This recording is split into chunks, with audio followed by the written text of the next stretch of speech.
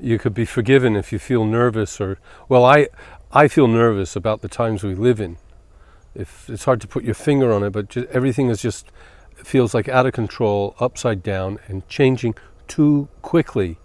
And no one wants to restrain or have any modicum of demur, just full steam ahead, laying on all kind of new ideas and paradigms upon us.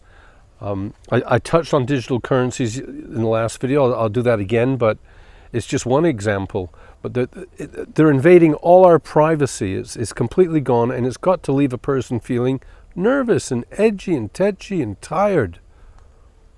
Of course, there's an aging process going on as well. If in my case, I could blame that, but no one's saying these times are better than before. No one is saying that. Everyone's looking back at when there were better times. You can say that's the human condition. It's always been that way. It's arguable, maybe. Well, look, I had to get it off my chest because it's not nice to wake up in a nervous state. And there's too much stress. And there's too little privacy. And I keep touching on the privacy because that is sacred and they've taken it away. We play ball, but if you're going to use the internet or the digital age, you're going to lose your privacy. Some people are actually naive enough to think they remain anonymous on the net. You've got a signature, you've got an IP address, where your computer is known, it's traceable. When you visit a website, now, there are ways around it. You know, if you're computer savvy, you can get around it. But that's another story. The news is enough to make us nervous because it's created to shape our minds. The latest headline is the chief diplomat of the EU, Margoni or so, has said that she doesn't like Jews being attacked anywhere in the world. She's met the Prime Minister of Israel. I mean, are we supposed to discuss all this? It's. I don't think she goes around saying she condemns attacks on other people all around the world. It's just you're constantly paying tribute to our oligarchs, and they do it with such vanity, hubris. It's terrible. They're not winning anyone's hearts and souls except the sheeple. If you've turned off and you've no time for anything, then you'll pay tribute. Otherwise, and so, of course, I'm curtailing my words because of the new censorship regime. You know, I said yesterday that Russia is largely under Zionist control, and it was pointed out to me that why would it defend North Korea, which is not Zionist controlled, if it is Zionist controlled? There are many, many answers, by the way. Russia does have a history with North Korea of supplying it with weapons, even at the time when the Chinese sent over almost 1 million or however many volunteers to fight the West, to keep North Korea. There were still weapons from the Soviet Union given to North Korea. So they have a history. But maybe a good parallel would be to look at Syria for a minute. Israel seems to be behind, call it a Zionist, seems to be behind what has happened in Syria and in countless other places. But you have to ask what they were trying to do. I think their number one goal was pretty clear, to stop Hezbollah being supplied, and I think they've failed. They've actually lost in their main goal, but they haven't given up at all. They're going to continue that battle to stop Hezbollah being supplied. But there are multiple aims there. They also, in the end, you could say they supported the uprising against the Assad government.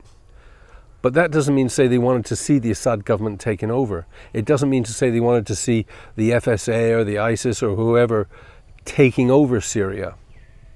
But they did want to see the feuding and the fighting to go on and on and on, and supply each side enough, or being sure to supply each side enough to keep the fighting alive, and end up with a very weakened Assad government, which is what we have now.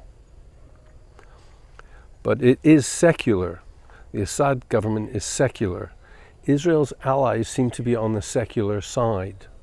Sisi of Egypt is secular, anti-Muslim Brotherhood, anti-Hamas.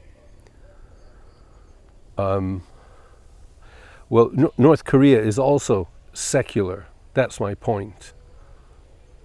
So in all probability and possibility, the Zionists want a weakened North Korea to end up like a weakened Syria, just a secular government with no real strength. They're not necessarily going to succeed. The two issues that I see for leverage and concern with North Korea for the Zionist West is its huge, intimate military alliance with Iran. All the research and top secret affairs they're sharing with Iran. They were Iran's biggest weapons supplier throughout the Iran-Iraq war. The military ties are huge. That's one issue. The other is North Korea can facilitate a train line from South Korea and through Russia to Europe. The plans are already there. So that would cut out all sorts of Western controls over South Korean exports. And there are other basics, like North Korea is far too homogenous. We know this isn't akin to Zionist ideology, but anyway, I just tried to clarify, why would Russia actually come to the defense of a non-Zionist entity? And as much as it is Zionist controlled, there must be loopholes and situations where Russia has to say Russia first and not Zionism first. But the wars that it's waging and its involvement in the Arab world is looking less and less wholesome to me. And where was Russia with regard to Jerusalem? Yeah, it condemned the Trump announcement of recognizing Jerusalem as the capital of Israel, but it's also the home for Christianity, the home for Orthodox Christianity of Russia. But Russia will not do anything against Israel. It's just extraordinary how the world is blindfolded to not only that, but the EU, and nobody will dare do anything to bring Israel to book, we say, to bring it under any kind of control. So the Iranian president is offering Saudi Arabia to renew the ties, although Saudi Arabia actually broke the ties. But it's saying if it gets out of Yemen and breaks its ties with Israel, Iran would like to mend its ties with Saudi Arabia. Well, I think Iran is pitching to lead the Muslim world, or even to lead the Arab world with that stance. But the Arab world is a terrible state at this time. All its governments are seemingly aligned with Israel anyway. There are so many seeming anomalies with the wildfires. I'm just going to change the subject to the fires in California, which seem to be huge and out of control and a bit suspect. They're a bit, I saw a picture of a petrified rabbit. I mentioned that, but there's also cars on fire, like metal behaving like gasoline, and reports of the fires are too hot. And the fires are starting in the early hours of the morning. And this reminds me of crop circles. Now, I believe crop circles, I've made videos about them and I've visited them. I believe they're a natural phenomena. It's said they're a form of intelligence that creates them. But I don't believe there any human involvement in them. There are no directed energy weapons or anything of the sort. But anyway, it just seems odd that there would be things in common between a crop circle and the fires, inasmuch as they start early in the morning. But there's far too many reports of anomalies, green trees remaining while houses burn, and maybe they're here to stay. But I believe our lords and masters ensure that we live in some mayhem. They create chaos, and certainly they would create some wildfires as a matter of course over the many, many years, not just now. But these seem to be stronger and weirder than in the past. Lastly, I'll just talk about the cryptocurrencies. I'd just like to say that they're not going to alter anyone's consciousness. People, we're living in a me first era, and the cryptocurrency isn't going to change that. So I just don't think it's right people jump on board and make it sound idealistic, like it's going to alter our sense of ourselves or anything of that nature. I don't think so. It'll alter our ways of living, but it's not going to alter our sense of compassion for others.